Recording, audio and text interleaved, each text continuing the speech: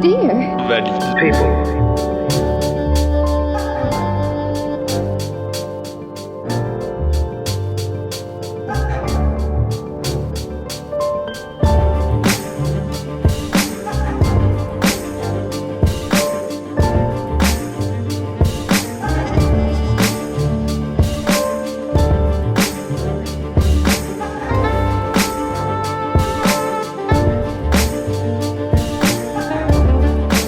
dear Valid people.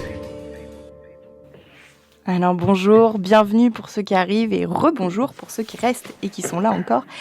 Bienvenue sur Dear Valid People, l'émission qui parle de handicap sans tabou, du moins qui essaye.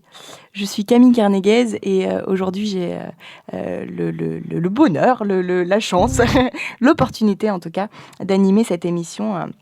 Aujourd'hui, je suis dans les locaux de Radio FM+, donc là, une radio locale montpelliéraine, et il y a Arthur qui m'accompagne à la technique. Merci et bienvenue.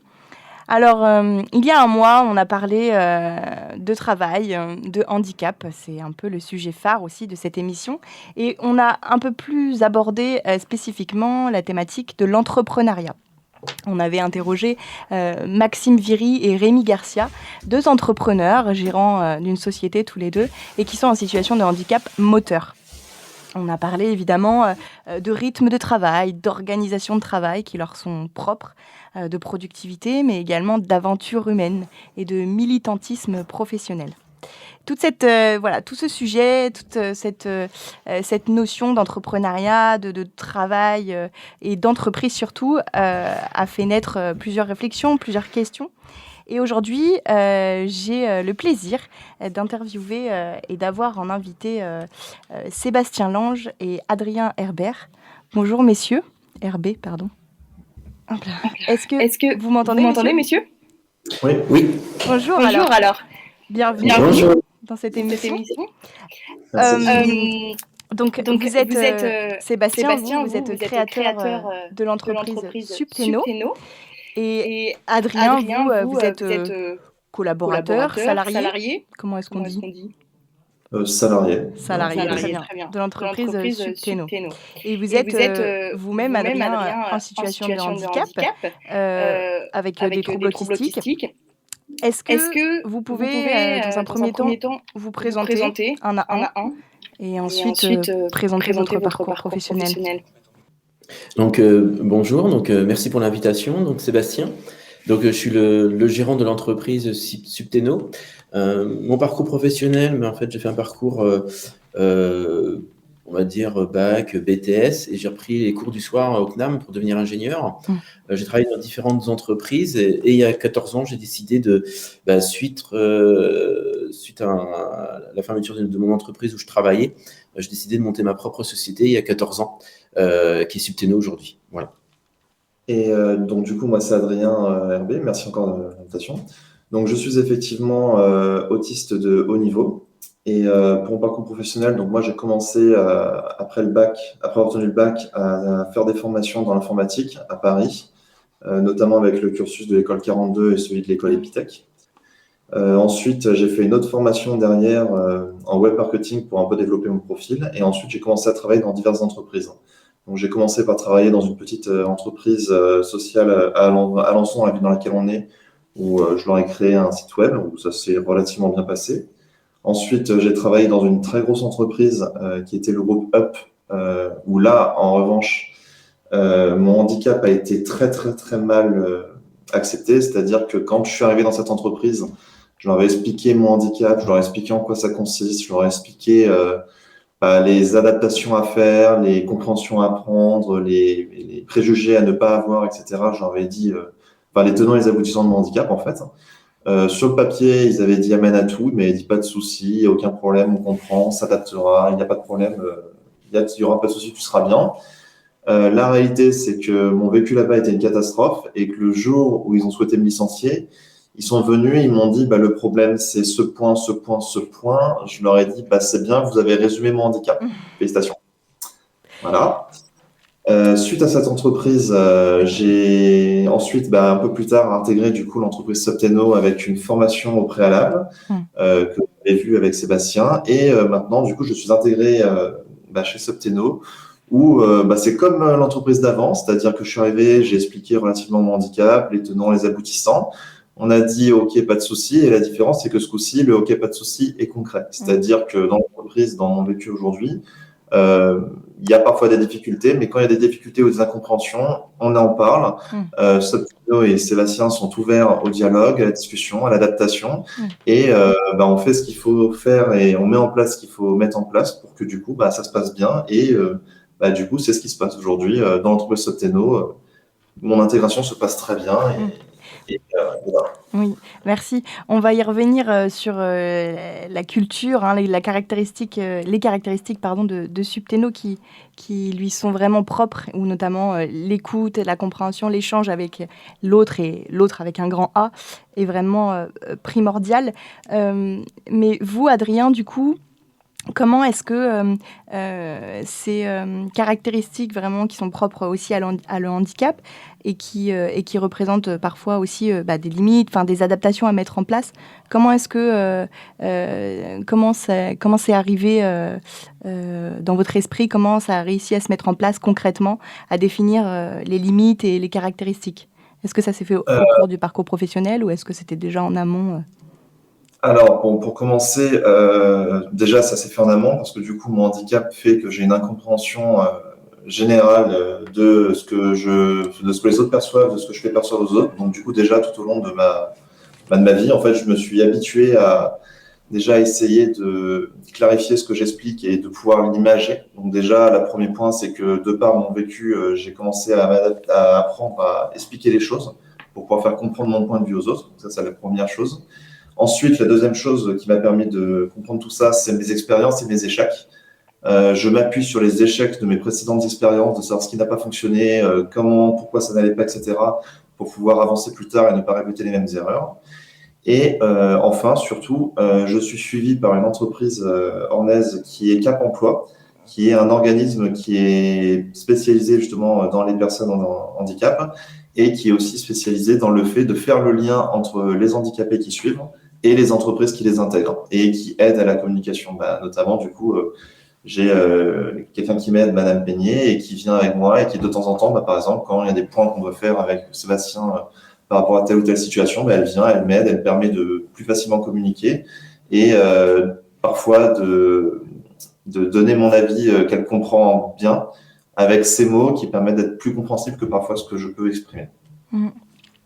Ok. Comment, on va y revenir, j'imagine, sur Cap Emploi par rapport à l'intégration au sein de cette entreprise. Mais alors justement, est-ce qu'avant tout, vous pouvez me présenter cette entreprise, Sébastien peut-être dans un premier temps, et puis Adrien ensuite.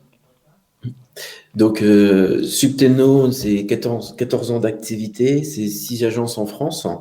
On intègre une solution métier pour les entreprises, les TPE, les PME et les grands comptes, qui va gérer vraiment la logistique, la production, les achats, la comptabilité, les ventes, le marketing, qui va gérer tout ce qu'a besoin d'une entreprise à l'heure d'aujourd'hui à travers la solution Odoo. Donc, on est intégrateur de la solution Odoo et quand j'ai démarré mon activité, je suis parti sur une entreprise avec une hiérarchie, avec tout un système de mise en place comme on peut l'avoir dans toutes les sociétés qu'on a l'habitude de trouver et qui ne correspondait pas à ma façon de voir les choses.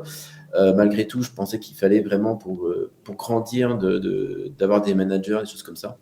Et je me suis rendu compte, au bout de pratiquement 9 ans que en fait ça correspondait pas et que j'arrivais pas à évoluer dans la société. On était bloqué à 5 personnes, on n'arrivait pas à se développer. On est monté jusqu'à 6, jusqu'à 10 personnes, on est revenu en arrière. Et là, j'ai dit stop, on arrête tout. L'entreprise me correspond pas, j'arrive pas à la développer. Donc on va changer de stratégie et je vais faire un management qui me correspond tout à fait. Et aujourd'hui, moi, c'est de travailler avec des collègues. Ça, c'est important. C'est d'avoir des collègues avant tout d'être patron. Donc, c'est la philosophie que j'ai commencé à mettre en place. J'ai commencé à travailler en disant, on va faire totale confiance aux collaborateurs. On me dit toujours, la confiance n'exclut pas le contrôle. Je ne suis pas d'accord. Aujourd'hui, j'ai décidé que je ne ferai pas de contrôle. Je fais 100% confiance aux collaborateurs. Donc, on l'a mis en place disons que je l'ai mis en place avec une personne et l'équipe s'est trouvée vite soudée à vouloir se dire bah, Sébastien, il ne ménage plus, il ne suit plus, qu'est-ce qu'on fait? Alors là, on se bouge et on aide la personne pour l'aider dans sa transformation parce que pour la petite histoire, on a eu un expert technique et administrateur système qui est parti de la société et j'ai une personne du marketing qui me dit ah bah ce poste m'intéresse, j'aimerais bien, mais j'ai dit je te donne les clés et vas-y fonce et on y va. Donc on est parti et j'ai laissé complètement libre et c'est vrai que l'équipe a eu vraiment peur parce que c'était un point stratégique de l'entreprise, la partie serveur de nos clients. Et malgré tout, à un certain donné, les collaborateurs se sont dit on va l'aider, on va vraiment l'aider. Et l'entreprise a complètement changé ce jour-là. Alors après, c'est pas tout simple, hein, ce changement de culture, parce que c'est comme si on donnait les clés de l'entreprise à collaborateurs et on ne sait plus où on va. Et pour moi, du coup, ça a ouvert l'esprit en se disant est-ce que c'est important de travailler sur la satisfaction client ou est-ce qu'il faudrait plutôt travailler avec les collaborateurs qui soient heureux et bien dans l'entreprise? Et effectivement, aujourd'hui, on peut essayer que les clients soient satisfaits, mais si en interne, les process ne sont pas bons, si la culture d'entreprise n'est pas bonne, etc., les collaborateurs ne vont pas forcément faire du bon travail. C'est important, le bien-être. Et c'est pour ça que... Oui. Non.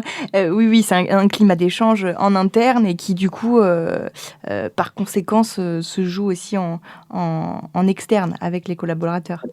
Donc, de toute façon, sur ces particularités aussi là de Subteno, on va y revenir un peu plus en détail. Est-ce que vous pouvez me parler avant tout de l'intégration donc des salariés, mais là, en l'occurrence d'Adrien? Comment est-ce que ça s'est fait? Est-ce que vous avez précisé aussi très rapidement les caractéristiques liées à l'autisme, Adrien?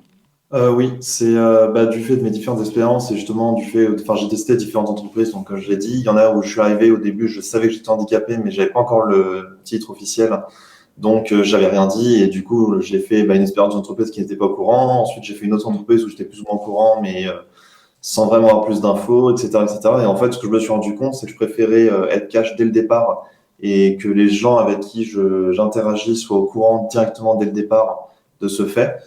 Et je trouve ça plus, on va dire, simple pour la suite. Et oui, donc dès le départ, j'allais dire, même quand j'envoie mon CV, c'est noté dessus. Donc dès le départ, j'ai été ouvert là-dessus et ça n'a pas du tout rebuté Sébastien. Je dirais même au contraire, ça l'a plus intéressé qu'autre chose.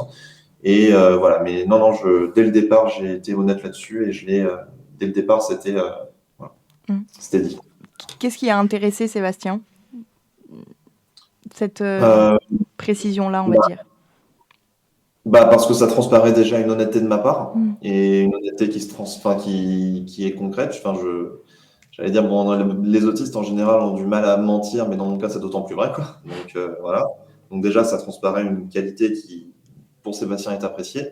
Et surtout, ça fait apparaître en fait un potentiel intéressant parce qu'en fait, les personnes autistes de haut niveau, notamment, ont la capacité de potentiellement pouvoir voir les choses avec des aspects ou des avis différents et qui parfois peuvent être très, très constructifs, très intéressants et qui, selon Sébastien, est une qualité qui est très prometteuse. Ok, la qualité avant tout et la caractéristique propre de chacun. Est-ce que vous, Sébastien, avant d'intégrer Adrien, vous aviez déjà la connaissance de l'autisme? Oui, tout à fait. Je connaissais l'autisme. Ce n'était pas inconnu pour moi. D'accord. Donc du coup, ok, l'intégration se fait, le temps d'échange, de candidature est relativement fluide de ce que je crois comprendre. Et après, alors, qu'est-ce qui se met en place en termes d'adaptation et d'intégration? Avant, je voudrais revenir sur le fait de avant et après. Dans la culture d'entreprise, on s'est dit c'est qu'aujourd'hui, on ne va pas recruter par rapport à de l'expérience ou par rapport à un CV, etc. Donc, c'est vraiment le recrutement sur le bien-être et le potentiel de la personne. Donc, quand je recrute, je prends toujours 30 minutes maximum pour recruter la personne. Et là, on lance dans une discussion. Et là, ce qui était très intéressant avec Adrien, c'est que tout de suite, il m'a parlé de son handicap. Et aujourd'hui, je dis voilà, aujourd'hui, par rapport à son handicap, il a des qualités, des défauts. On va travailler sur ses qualités. Pour nous, c'est important. Et derrière, on va, comme tout collaborateur, on va lui faire un suivi d'intégration. Pour nous, aujourd'hui, tous les collaborateurs qui intègrent Subteno doivent avoir un suivi. Alors, qui s'adapte vraiment à la personne. Donc là, on a fait un suivi avec Adrien. Donc aujourd'hui, on a un livret d'accueil. On explique la philosophie de l'entreprise. On met toujours un parrain, une marraine qui a intégré la société, qui va correspondre. Et dans les cas, pour Adrien, une personne qui est capable de l'accompagner, qui a à peu près moins d'1 an d'activité chez Subteno, qui sait par où on passe pour intégrer chez Subteno. Et après, on prend quelqu'un, ce qu'on appelle un mentor, quelqu'un expérimenté, pour le monter en compétence et le suivre. Voilà. Et pour nous, c'est très important de faire ça et de s'adapter vraiment, d'avoir un suivi auprès des collaborateurs comme Adrien. Voilà. Ok. Comment ça s'est passé aussi, Adrien, donc une fois le recrutement effectué, auprès des collègues et auprès de l'équipe de manière générale? Et justement, c'est là où j'ai eu énormément de chance dans ce que Sébastien du coup m'a proposé dans cette intégration, c'est qu'en fait, pour s'en rentrer dans le détail, chez Subteno, le langage qu'on va utiliser, c'est un langage donc Odoo comme on a dit, mais c'est surtout un langage Python. Donc c'était un langage qu'à la base je ne connaissais pas du tout. Donc en fait, quand je suis arrivé, Sébastien a vu mon profil et tout, et il me disait que je connaissais déjà d'autres langages, donc techniquement, je pouvais avoir le niveau pour y aller et pour intégrer l'entreprise directement. Mais ce qu'il a fait, c'est qu'il m'a proposé autre chose. C'était qu'en fait, il m'a proposé d'intégrer une formation qui a été faite spécifiquement pour l'entreprise dès le départ, ce qui m'a permis, moi, d'une part, de plus facilement pouvoir développer mes compétences en Python, mais surtout, d'autre part, c'était d'intégrer un groupe qui venait d'être créé, avec un nombre restreint de personnes, un nombre qui pour moi est gérable, et de commencer à d'abord intégrer ce groupe-là, qui venait d'être créé, donc dans lequel c'était plus facile de s'intégrer. Et une fois cette formation terminée, j'étais déjà intégré avec un groupe, et ensuite c'était d'intégrer l'entreprise avec ce groupe. Ce qui fait que moi, quand je suis arrivé dans l'entreprise avec toutes les personnes que je ne connaissais pas, j'étais pas moi tout seul, mais je suis arrivé moi avec un groupe qui me connaissait, qui connaissait mon handicap et qui m'aidait. C'est-à-dire que quand, j'ai un exemple, c'est par exemple une fois on avait fait une conférence de presse, il y avait beaucoup trop de personnes pour moi et je commençais à stresser, je commençais à paniquer, je commençais à faire une crise d'angoisse et tout, j'étais à 2 doigts de partir et de fuir la salle et tout en plein, voilà. Il y a 2 collègues qui se sont rendus compte tout de suite, qui ont tout de suite commencé à me rassurer. Il y en a une qui m'a donné un espèce de jouet qui me permettait de triturer et qui permettait de me changer les idées. Ils l'ont tout de suite vu, ils n'ont pas attendu que je leur dise quoi que ce soit, ils ont agi et ils ont pris des dispositions qui ont permis de me mettre à l'aise et de permettre de supporter cette situation. Ce genre de cas arrive très souvent et c'est là où, entre guillemets, justement, comme disait Sébastien, Subteno est plus en réalité une équipe qu'une entreprise. C'est qu'on est vraiment soudés les uns aux autres et il y a vraiment une émulsion d'équipe qui est profondément saine et bienveillante. Et du coup, mon intégration s'est faite notamment comme ça. Ok, merci pour ce partage d'expérience. Elle est vraiment très parlante, cette expérience-là, parce que j'ai la sensation que, oui, comme vous dites, il y a une vraie notion d'équipe et de groupe finalement. Et en fait, j'ai la sensation que peut-être dans d'autres équipes, d'autres groupes, face tout simplement à une crise d'angoisse, qu'elle soit avec quelqu'un d'autiste ou pas autiste, j'ai la sensation que certains ne sauraient pas comment réagir, n'auraient pas forcément les mécanismes, des mécanismes rassurants, n'auraient pas forcément une approche très rassurante et ils ne sauraient pas trop où se placer. Et là, j'ai l'impression que ça s'est fait au sein de cette équipe de manière assez naturelle, quoi, comme si ça coulait de source, que c'était ça qu'il fallait faire et pas autre chose. J'imagine qu'ils n'ont pas eu de formation pour dire voilà, quand quelqu'un d'autiste a une crise d'angoisse, donne-lui quelque chose qui va rassurer. Enfin, j'imagine que ça s'est fait assez naturellement, donc c'est très intéressant cette...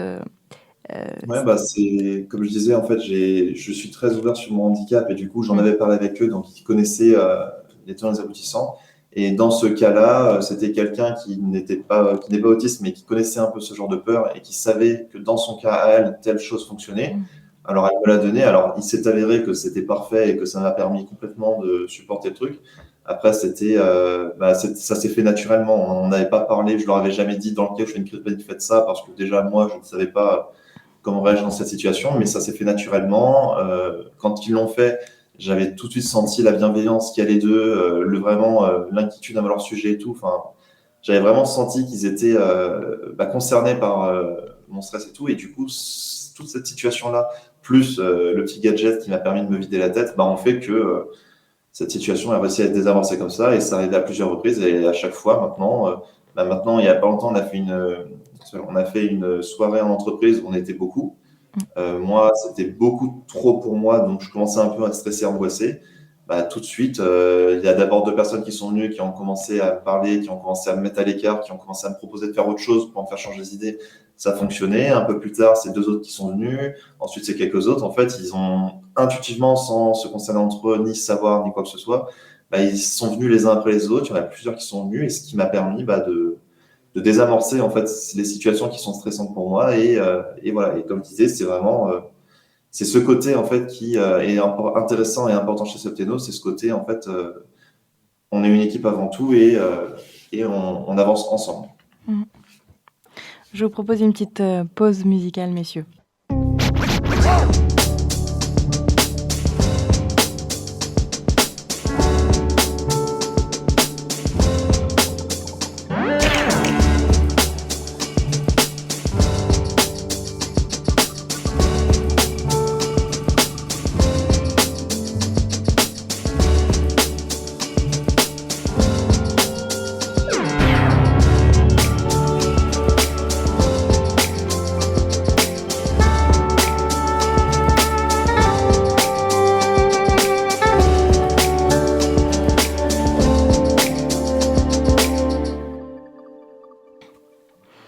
Alors, on a parlé avant ça des caractéristiques de Septeno qui lui sont propres avec la responsabilisation de chacun, des salariés.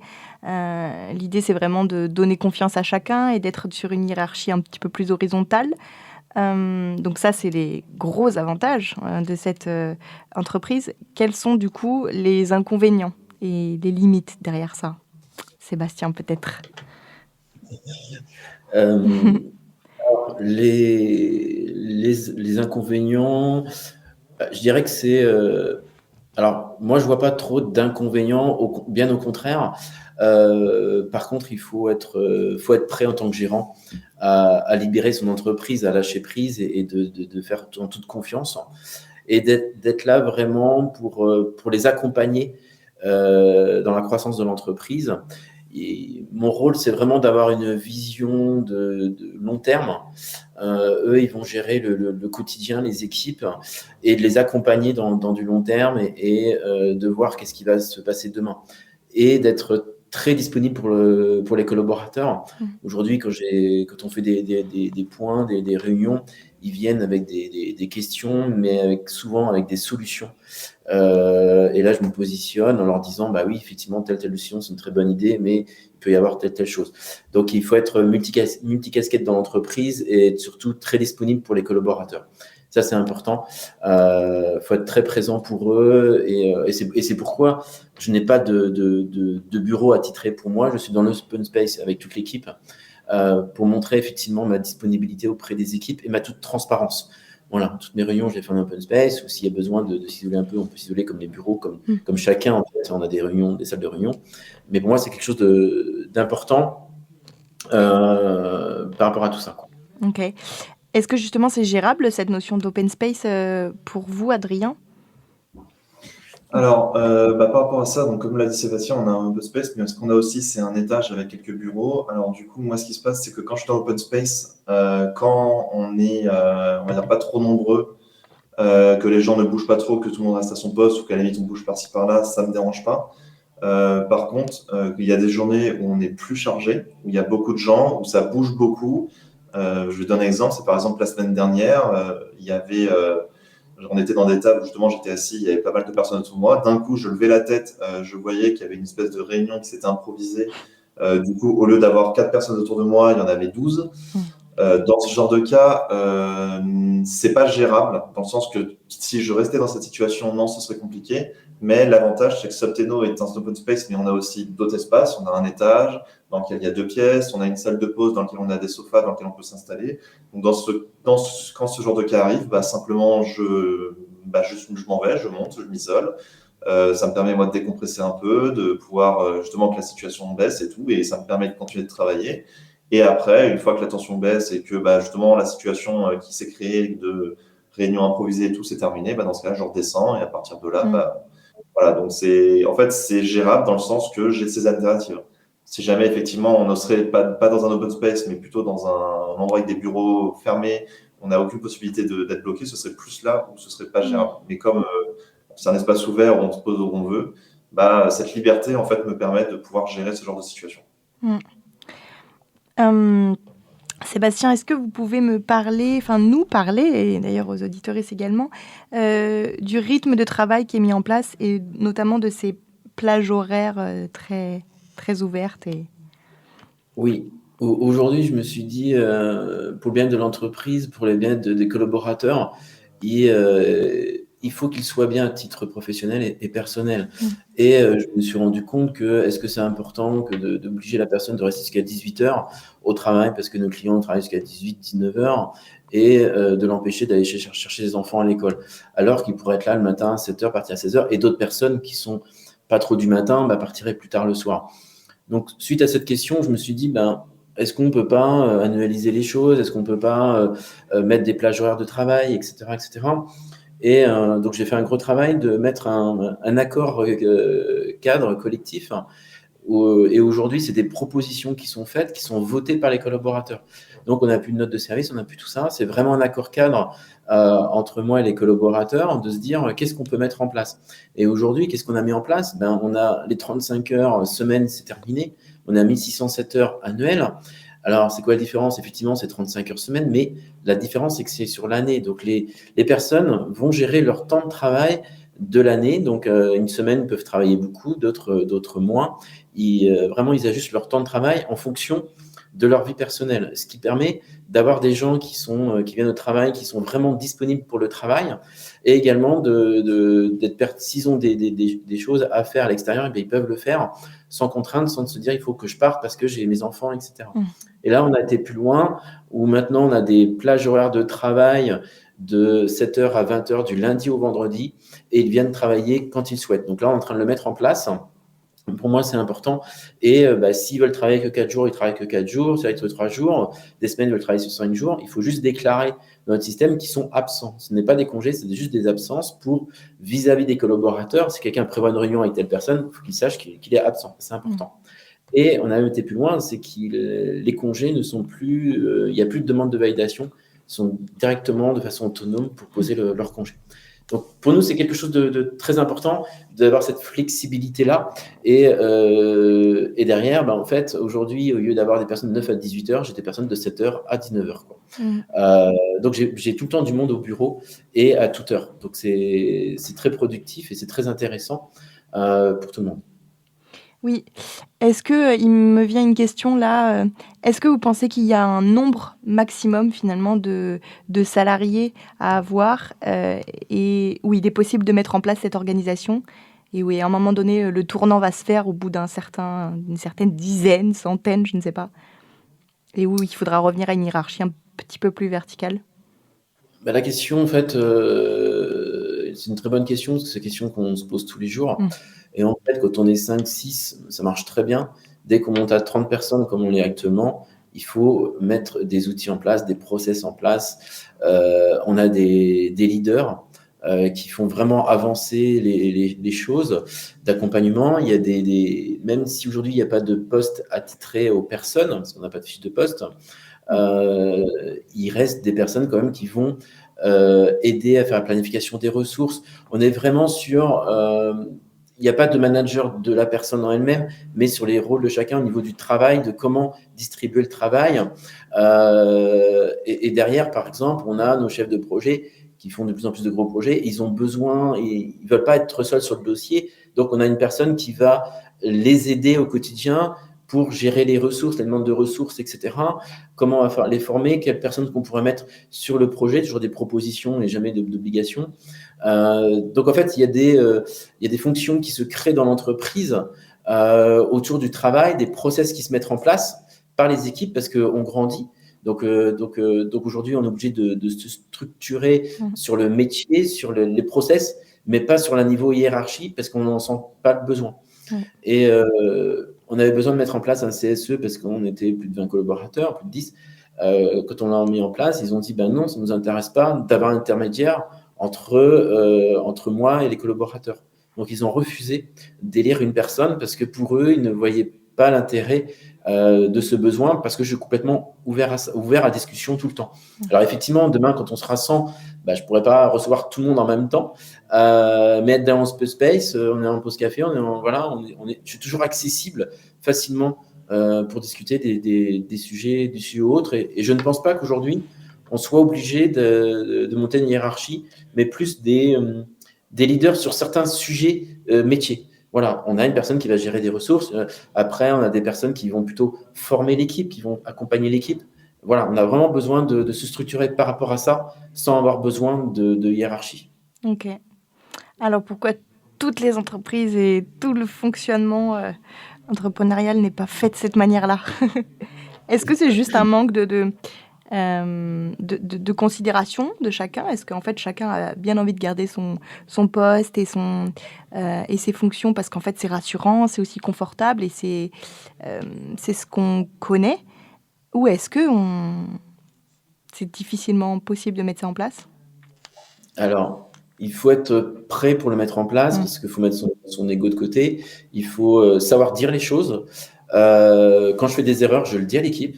Et je explique pourquoi et j'en présente mes excuses. Et pour moi, c'est quelque chose d'important, la transparence. On discute beaucoup en toute transparence auprès des collaborateurs, de l'entreprise, etc. Et il faut être prêt à faire ça, à écouter, beaucoup à l'écoute. Quand on est un management hiérarchique, c'est facile de mettre, enfin facile, c'est toujours compliqué, mais on peut mettre des objectifs, on peut voir le manager de s'en occuper, de dire ça, de dire il faut. Aujourd'hui, dans une entreprise comme la nôtre, l'obligation ne passe pas du tout. Elle est très, très mal vue et ça passe pas. Et aujourd'hui, on doit prendre le temps d'expliquer aux collaborateurs qu'est-ce qui se passe dans l'entreprise, qu'est-ce qu'on doit faire. Et vraiment, quand les collaborateurs ont bien compris les enjeux de la société et ce qu'on doit mettre en place, là, on a une grosse force de travail qui se met en place, qui se met en route. Et donc, c'est beaucoup d'écoute, beaucoup d'attention auprès des collaborateurs, beaucoup de suivi. Et on ne peut pas imposer. Donc, c'est vrai qu'il y a des choses que j'aimerais faire et que je pourrais vite imposer, dire il me faut ça pour demain, etc. Ça ne marche pas, c'est Subteno. Je peux le demander, je sais que j'aurai rien. Et donc, c'est compliqué. Et je pense qu'aujourd'hui, de changer de tout une entreprise, ça prend du temps. Moi, je me suis lancé il y a 5 ans dans l'aventure de tout changer. Ça a pris du temps et aujourd'hui, je sais que mes collaborateurs m'accompagnent pour améliorer ça. Mais ce n'est pas simple parce qu'il faut être prêt. Et on a aussi des collaborateurs qui n'acceptent pas de travailler comme ça parce qu'ils ont besoin de directives. Ils ont besoin de choses claires, définies de leur poste, de ce qu'ils doivent faire. Et c'est toujours perturbant de ne pas savoir ce qu'on doit faire. Donc, est-ce qu'on tient bien nos objectifs, etc. Parce que chacun définit ses propres objectifs. Donc voilà. Et aujourd'hui, on essaye de définir ensemble des objectifs de l'entreprise, mais ce n'est pas donné par la direction.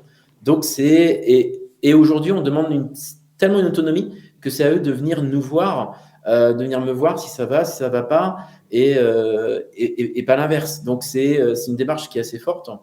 Même en termes d'augmentation, c'est eux qui viennent me voir et que je ne fais pas de proposition. Parce que c'est à eux de s'auto-juger, qui s'estiment qu'ils ont une évolution dans l'entreprise, doivent le justifier et de proposer une augmentation. Donc, on va jusque-là. Et aujourd'hui, on peut se dire, oui, et s'ils demandent tant de temps, si on accepte, on aura une disparité. Non, c'est aussi mon rôle et Patricia, qui s'occupe de la partie RH, de faire attention qu'il y a bien un juste équilibre en termes de salaire par rapport aux compétences, etc. Mais on attend leur proposition de leur part. Voilà. Ok. Il faut une certaine, j'ai la sensation en tout cas, et une certaine quand même maturité personnelle et du coup professionnelle pour intégrer ce genre de management et ce genre d'entreprise. Et par maturité, j'entends vraiment pas du tout en termes d'âge, en termes de rapport à soi en fait. Et de rapport à ses propres limites et à sa propre estimation aussi personnelle. Oui, tout à fait. Et aujourd'hui, on s'aperçoit que les jeunes ont besoin de cette liberté, de pouvoir s'accomplir. On sait très bien que maintenant, les les collaborateurs ne restent pas à vie dans une entreprise, elles bougent, etc. Et il faut savoir les accompagner. Donc nous, aujourd'hui, on fait des parcours professionnels du collaborateur, mais pas des parcours professionnels de Subteno. Vraiment, parcours professionnel collaborateur. On a une personne qu'on a intégrée, était très contente, et elle me se dit, bah ouais, mais moi, j'aimerais bien faire de la formation, plutôt être prof. Je dis, vas-y. Oui, mais tu m'as donné ma chance, etc. Ben, j'ai dit oui, mais aujourd'hui, c'est ce que tu aimes faire, fais-le. Donc, il l'a fait et il m'a trouvé 2 contrats d'apprentissage. Les personnes, je les ai embauchées en CDI, ils sont là depuis des années. Ben voilà, j'ai eu un retour, on va dire. Il m'a remercié en faisant de la publicité pour Subteno, en faisant pour rentrer de nouvelles personnes. Et aujourd'hui, je pense que c'est important d'accompagner les collaborateurs dans leur parcours professionnel et également être à l'écoute. J'ai une personne qui me dit, voilà, je suis embêté, j'ai des soucis, ma femme a des soucis de santé, comment on peut faire, etc. Heure libre, débrouille-toi, fais les heures libres, etc. Et tu t'adaptes en fonction du planning, etc. Et aujourd'hui, il m'a remercié. Donc, au lieu il était embêté, il n'osait pas me le demander. Le vendredi, il avait des visites à l'hôpital. Sa femme devait aller à l'hôpital sur Paris, etc. Et puis il me dit, je suis embêté, donc je la dépose le jeudi soir, je vais la chercher le vendredi soir après le travail. Je dis, pas besoin. Je dis, tu déclares absent et ce sera très bien. Et du coup, avec sa femme le vendredi, je sais que toute la semaine, il est plus stressé pour le vendredi. Il est tout à fait à fond dans le travail parce qu'il sera présent avec sa femme le vendredi.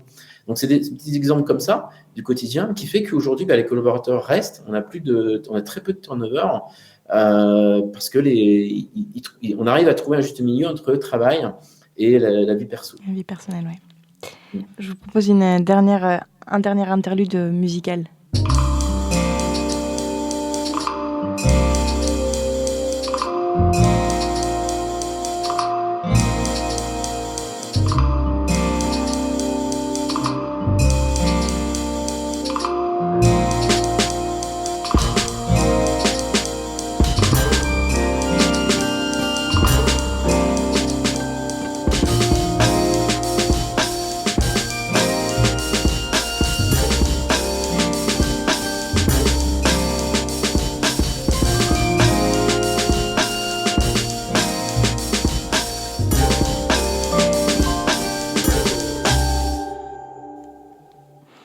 Alors, je retiens de ce qu'on se dit, et notamment de Subteno, que l'obligation ne passe pas, que, en tout cas, on ne peut pas contraindre ses salariés, ses collaborateurs à avoir un rythme de travail, à avoir un management, à devoir faire les choses d'une certaine manière, dans un certain ordre.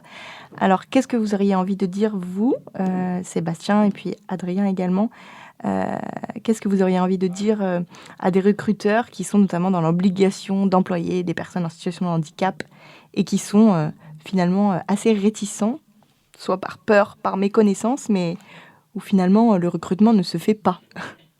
Alors, moi, je dirais qu'aujourd'hui, c'est que quand je recrute la personne, quand Adrien s'est venu se présenter, il a été très honnête. Et ça, c'est vraiment une particularité, vraiment une qualité de Adrien. Et c'est ce qui m'a aussi plu chez lui. Et aujourd'hui, nous, on donne toujours une chance à tout le monde. C'est vrai que je pars toujours du principe qu'on a tous des qualités et des défauts. Travaillons les qualités avant tout les défauts. Et le fait de libérer qu'il n'y ait plus de postes dans Subteno, on laisse le parcours, on accompagne les collaborateurs dans leur parcours, dans l'intégration de Subteno. Et aujourd'hui, quel que soit le handicap, à partir du moment que la personne est bien, elle est motivée, on y arrive, on arrivera à lui trouver sa place. Alors ça prend du temps, mais aujourd'hui, c'est quelque chose que pour nous, en fait, c'est super important.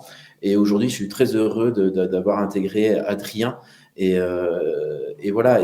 Et je pense qu'avant d'avoir changé ma façon de travailler dans l'entreprise, l'intégration d'Adrien n'aurait pas été possible. Je ne pense pas. Et aujourd'hui, et là, pour moi, c'est quelque chose de très intéressant parce que c'est une belle réussite, en tout cas, pour moi, d'avoir pu intégrer Adrien et de l'avoir à mes côtés dans l'entreprise et que les collaborateurs sont bienveillants avec lui, comme lui, il y est avec tout le monde. Voilà. Le petit exemple, c'est qu'un jour, pendant le déménagement, on a reçu une palette. J'étais un peu en stress, que j'étais tout seul dans le bâtiment, ils étaient tous en télétravail sur le déménagement. J'ai envoyé un petit message sur notre plateforme de messagerie instantanée Adrien m'a dit j'arrive, je suis à 5 minutes et dans les 5 minutes il est arrivé. Voilà. Donc c'est juste magique de voir ça parce que la personne est Adrien, comme tout le monde, est disponible et n'hésite pas à participer, à être présent. Et je sais que c'est pas forcément facile pour lui. Et je trouve ça admirable et je me dis que c'est la plus grosse fierté que je peux avoir. C'est ça, c'est d'aujourd'hui de ce pari d'entreprise et qui est réel et qu'Adrien s'y sente bien. Voilà. Je laisse la parole à Adrien. Du coup, moi, je compléterai juste que du coup, pour ce genre de recrutement, ce qui est important, c'est déjà que la personne handicapée connaisse bien son handicap. Pour ça, il faut qu'elle soit suivie et qu'elle comprenne bien ça, parce que quand on intègre des entreprises, alors certaines entreprises promettent des choses mais ne le font pas, mais ce qu'il faut aussi comprendre du point de vue d'entreprise, c'est que si on leur dit pas ce qu'il faut faire aussi, c'est compliqué. Donc ça, déjà, le premier point que je pense, c'est qu'il faut que les personnes handicapées comprennent bien les tenants et les aboutissants de leur handicap. Et après, c'est surtout, en fait, il faut que l'entreprise soit prête à écouter et soit prête à faire comme Sébastien, c'est-à-dire comprendre qu'il y a des qualités et des défauts, mais voir plus les qualités que les défauts. Parce que les personnes handicapées, notamment les autistes, certes, on a beaucoup de défauts, ça c'est un fait, il n'y a rien à dire, mais on a aussi énormément de qualités et on a des perspectives qui peuvent être extrêmement intéressantes et qui ne sont pas forcément accessibles aux personnes, on va dire, lambda, pour parler. Et du coup, voilà, donc je dirais que c'est surtout, en fait, déjà, c'est aussi une relation de confiance qu'on construit parce que quand on arrive, surtout dans ce genre d'entretien, comme je l'ai fait en arrivant en étant ouvert, c'est quand même, on arrive, une des premières choses qu'on met, c'est pas on se met en avant, c'est on met en avant une faiblesse. Donc, c'est aussi dans un entretien, dans quelque chose comme ça, le but, c'est aussi de créer une relation de confiance et d'avancer dans un but commun. Donc, ça, c'est le premier truc. Mais c'est surtout la communication entre les deux. Et c'est surtout ça, en fait. Dans les entretiens, dans ce genre de cas, c'est être capable de dire, OK, il y a des difficultés, et pas se dire, bon, il y a des difficultés, point. S'il y a des difficultés, qu'est-ce qu'on peut mettre en place pour passer outre?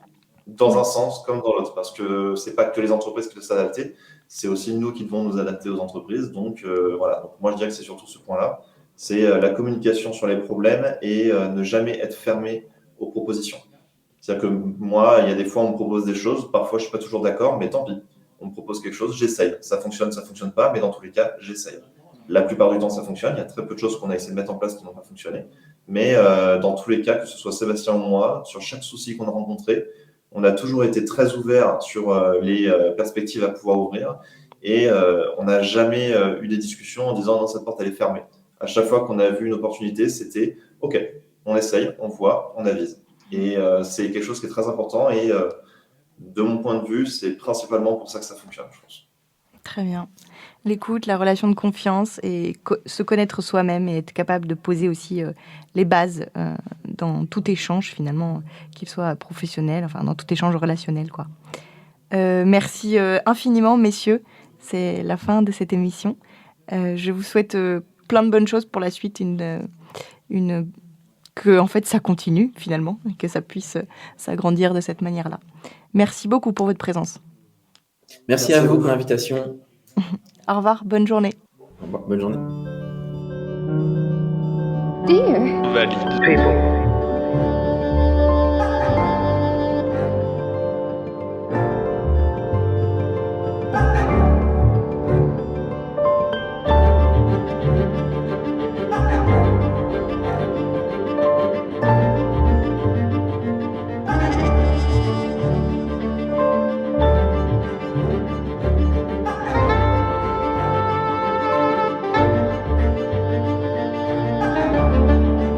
Dear. Valid. People.